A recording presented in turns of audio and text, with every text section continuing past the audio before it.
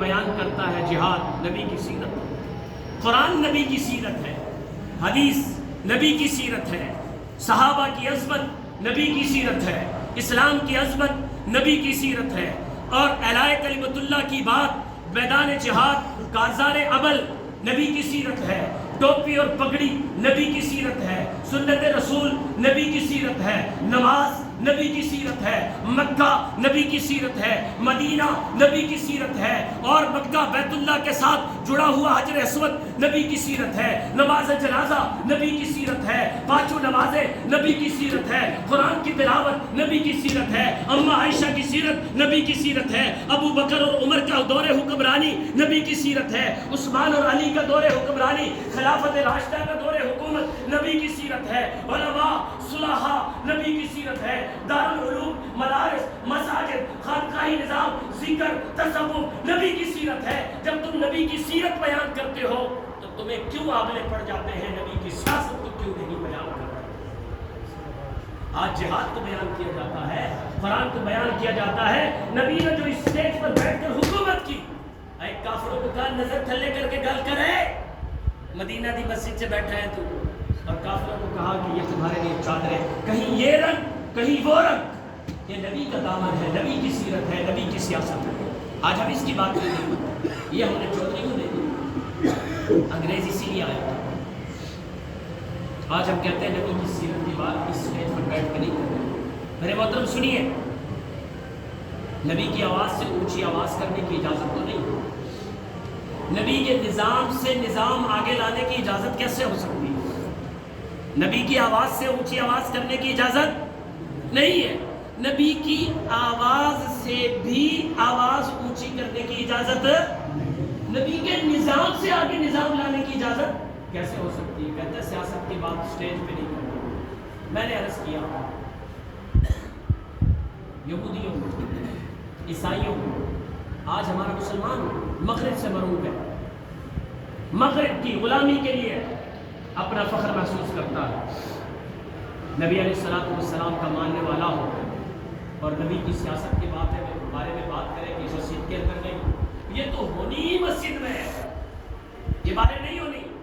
جو اسلام کا فیصلہ ہوگا وہ تو ہوگا ہی مسجد میں۔ مولوی کے پاس تو ڈیرا بھی نہیں ہے، جس کے پاس ڈیرا ہے وہ ڈیرے میں بات کرے گا،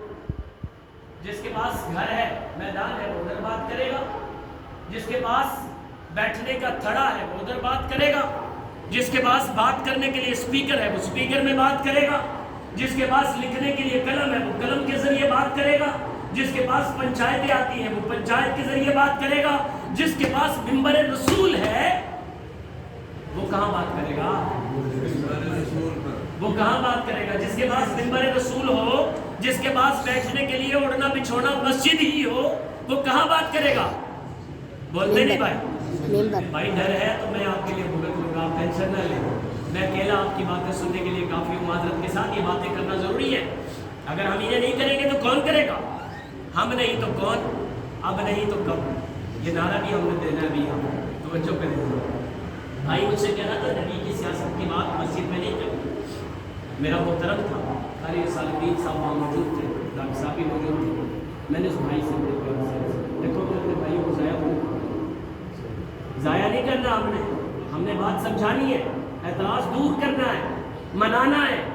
ہو سکتا ہے کسی غلط ہاتھوں میں کھیلا ہو، چند دن میں اللہ کرے واپس لوٹ آئے گا، اگر علماء میں اتنی سختی ہوگی تو واپس نہیں لوٹے گا، کسی اور کی طرف چلا جائے گا۔ علماء کو اپنا نرم لہجہ اور اپنے موقف کی مضبوطی چاہیے، دلائل کے انبار چاہیے۔ میں نے ان کو کہا عیسائیوں اور یہودیوں کے ملک میں جو کلیسا ہوتا ہے، جہاں عیسائی عبادت کرتے ہیں، معبد خانہ ہوتا ہے،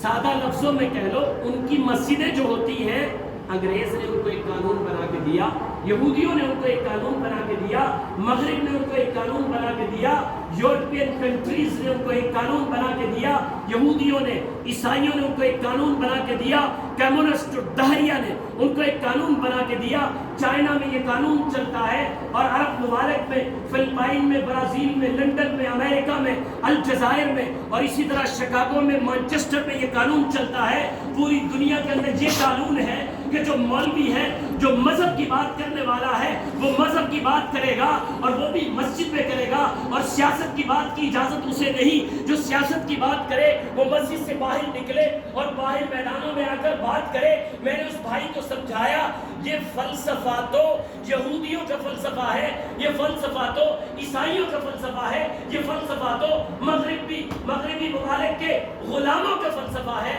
حضور کے غلاموں کا فلسفہ یہ نہیں ہے کہ مسجد میں بیٹھ کر بات نہیں کرو۔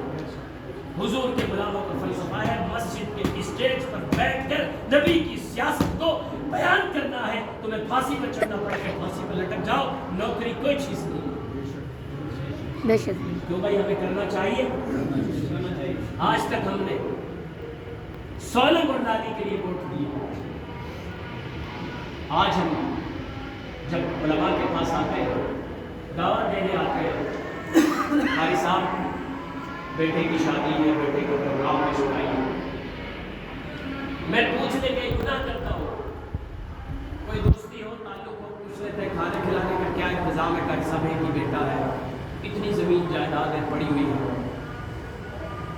وہ کہتا ہے جی کھڑے ہو کے کھانے کھلانا ہے، میں نے تو 5 اسٹار ہوٹل کا ذرا ماڈل دیکھا ہے، اس جیسا لمٹ کرنا ہے۔ قاری صاحب اس طرح کا نظام کھڑے کرنا ہے تاکہ پتہ چلے کہ یہ کچھ ایکسٹرا ورجن کے لوگ ہیں، یہ بڑے اپڈیٹ ماڈل لوگ ہیں۔ ہم نے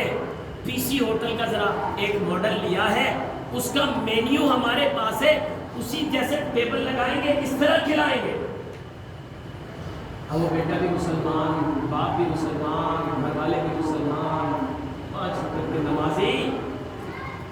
کہا جاتا ہے بھیا کھانا تو بیٹھ کے کھلاؤ۔